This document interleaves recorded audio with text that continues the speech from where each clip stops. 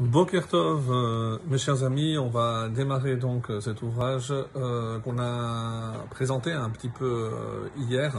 Donc une brève présentation puisqu'il y aurait énormément de choses à dire, mais on les dira au fur et à mesure qu'on va commenter cet ouvrage de Kohelet, traduit généralement par Ecclésiaste. Alors, on commence avec le premier verset et c'est peut-être les plus fameux de l'ensemble du livre. Pardon. Puisque c'est dans ce début d'ouvrage qu'on a cette phrase que tout le monde a au moins entendue une fois, Hevel Havalim Hakol Havel, vanité de vanité, tout est vanité. Donc on a déjà d'entrée de jeu, on va dire, une vision un peu pessimiste, puisque apparemment tout est vanité, alors qu'est-ce qu'on est venu faire dans ce monde? Donc c'est, comme on va le voir par la suite avec les différents commentaires, l'une des raisons qui a fait que il y a eu quand même des discussions concernant le fait d'introduire cet ouvrage dans le canon biblique ou pas, et on avait comme conclusion apportée hier que finalement, comme vous le savez, Kohelet fait partie des 24 livres canoniques de la Bible, en tout cas tel que nous, dans la Torah, on a ce qu'on appelle le Tanakh, la Torah, les Nevi'im et le Ketuvim. Et le premier verset dit « Divrei Kohelet ben David » Melech Birushalayim. Donc, les paroles de Kohelet, fils de David, Melech Birushalayim, roi à Jérusalem. Alors, comment on peut imaginer qu'il ne s'agisse pas de Salomon?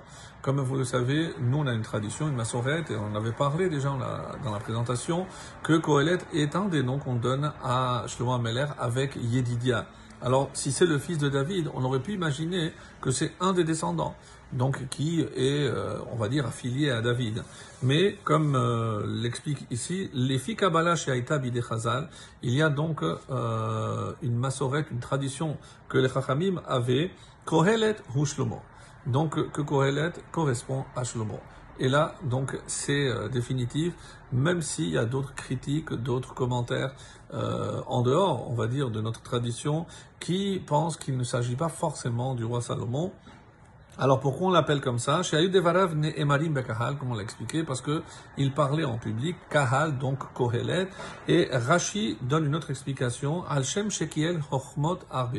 D'après Rashi, le nom de Kohelet, c'est parce qu'il avait rassemblé énormément de sagesse. Le roi Salomon possédait toutes les sagesses imaginables pour un homme. Et donc, c'est l'une des raisons pour laquelle on l'a appelé aussi Kohelet.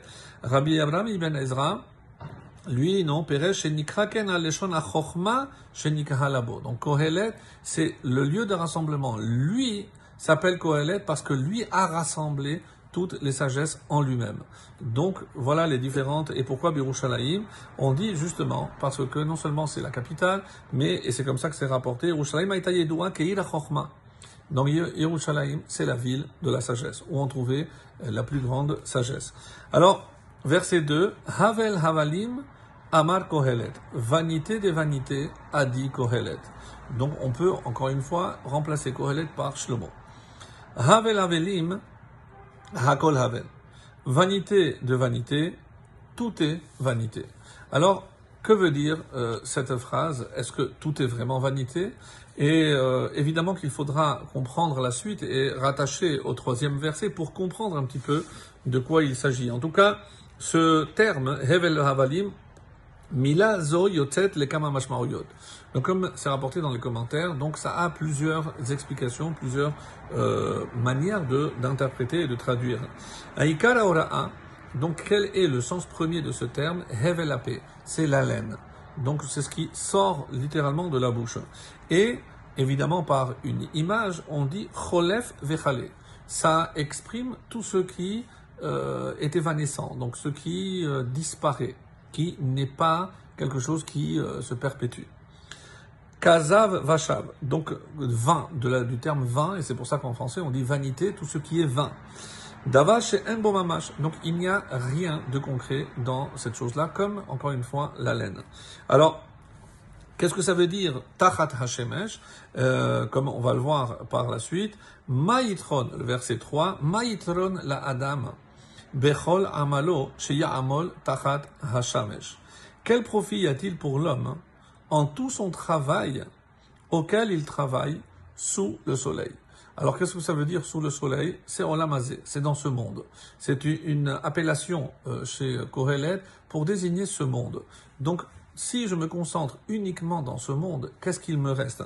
Et c'est ce qu'il veut expliquer. Maïtron, qu'est-ce qu'il va gagner de tous ces efforts? Amel, c'est vraiment un effort qu'il doit fournir. Bechol ayegiro sheyamol. Donc, il doit s'efforcer. Et comme j'ai dit, Tachat Hashemesh sheba olam hazeh, makom shebo chaim va amelim bene Adam. Donc, ce monde, les amal, Adam, les amal yulad. Donc, l'homme a été créé pour faire des efforts. Mais, encore une fois, et peut-être qu'il faut se projeter, et c'est pour ça que l'explication est importante, de se dire que les efforts que je fournis ici-bas ne sont pas pour avoir une récompense ici-bas. C'est-à-dire tout vise un tachlit, une finalité beaucoup plus élevée, et c'est ce que nous verrons par la suite. Excellente journée.